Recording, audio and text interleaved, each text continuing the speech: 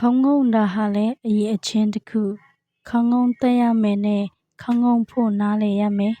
အမေရိကန်နိုင်ငံရဲ့ဖခင်လို့တင်စားခံရတဲ့ဘင်ဂျမင်ဖရန့်ကလင်းဟာနှုတ်နယ်စဉ်မှာအသက်ကြီးသူတဦးစီသွားရောက်လည်ပတ်ခဲ့တယ်နှုတ်ပြိုတက်မာတဲ့ဖရန့်ကလင်းဟာရင်ကိုစွန့်ခေါင်းကိုမော့ပြီးအိမ်ထဲဝင်လိုက်တယ်ဆိုရင်ပဲတကားပေါင်တဲ့နဖူးကိုတိုက်မိတယ်သူ့ကိုကြိုဆိုနေတဲ့တက်ကြီးသူကဒီအဖြစ်ကိုမြင်တော့တဟားဟားရီပြီးအယမ်းနာသွားလားဒါဟာဒီနေ့ငါစီမင်းလာလေတဲ့အကျိုးအမြတ်ပဲလောကကြီးမှာအသက်ရှင်နေသူတဦးဟာအချိန်မရွေးခေါင်းငုံတက်ရမယ်လို့ပြောလိုက်တယ်ဂရိပညာရှင်ဆိုကရေတီကိုလူတဦးကဒီလိုမေးခဲ့တယ်လောကကြီးမှာမင်းပညာအရှိဆုံးဟုတ်လားဒါဆိုရင်မင်းကိုမေးမယ်ကောင်းကင်နဲ့မြေကြီးရဲ့အမြင့်ကဘယ်လောက်လဲ3ပေဆိုကရေတီကမဆိုင်မသွားဖြေတယ်3ပေငါတို့လူတွေတောင်9ပေအမြင့်ရှိကြတယ်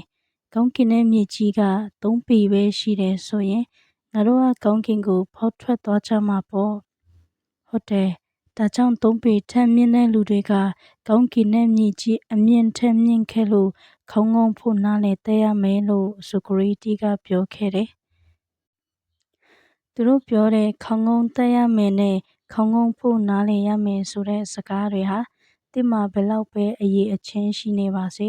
ရာထူးအာဏာပြည့်စုံနေပါစေခြေပြောတဲ့လောကကြီးထဲမှာတင်ဟာအမုံလေးတစ်ခုသာဖြစ်တယ်သိငယ်တဲ့အမုံလေးပဲဖြစ်တယ်ရည်ရွယ်ချက်ပန်းတိုင်ကိုမြင့်မြင့်ထားလေလူပွားဆက်ခုံမှာအတန်နှိမ့်နှိမ့်တီဆိုရလေဘဝအခြေအနေကိုချိုးနေရလေဖြစ်တယ်မိကိုနှိမ်ချပြီးသူတစ်ပါးကိုအလေးပေးရမှာဖြစ်တယ်တက်ကြီးသူစကားတွေကနေနက်နဲတဲ့ဆင်ခြင်သုံးသက်ချက်တစ်ခုကိုဖရန့်ကလင်းရလိုက်ပြီးအဲ့ဒီအချက်ကိုသူ့ဘဝရဲ့လမ်းညွှန်ချက်တစ်ခုအဖြစ်မှတ်သားခဲ့တယ်ကျွန်တော်တို့လူဘဝမှာလည်းဒီအတိုင်းဖြစ်တယ်မိမိကိုအထင်ကြီးသူတွေဟာတပားသူရဲ့ကောင်းကွက်ကိုမမြင်တတ်သူတွေဖြစ်တယ်မေမာနာဒေါသကြီးသူတွေဟာလောကအလတ်အပကိုမမြင်တတ်သူတွေဖြစ်တယ်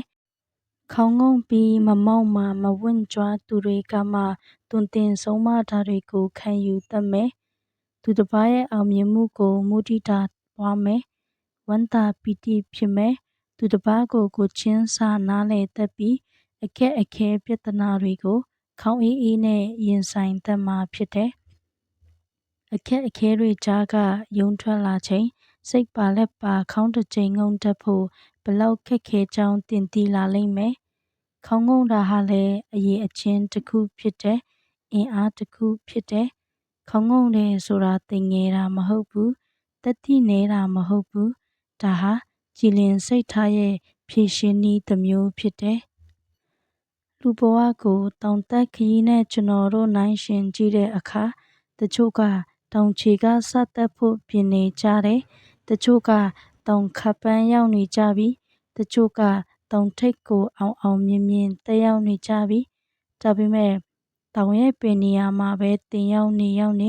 ကိုတောင်ရဲ့အနှိမ့်ဆုံးနေရာမှာပဲထားရမယ်အမြင့်ဆုံးနေရာဆိုခဲ့ရင်တောင်ခေါင်းငုံတက်ရမယ်ရှည်လျားလဲလူဘဝလမ်းခရီးမှာခေါင်းကိုတိုက်မိနိုင်တဲ့အနေအထားမျိုးတွေတင်ကြုံတွေ့လာနိုင်မှာမို့ဖြစ်တယ်ခေါင်းငုံတက်တာဟာလည်းအရေးအချင်းတစ်ခုဖြစ်တယ်ခေါင်းလေးနည်းနည်းငုံလိုက်တာနဲ့တင်ဘွားခီးလန်းပိုးအယောင်ဆုံးကောင်းဆုံးလာပါလိမ့်မယ်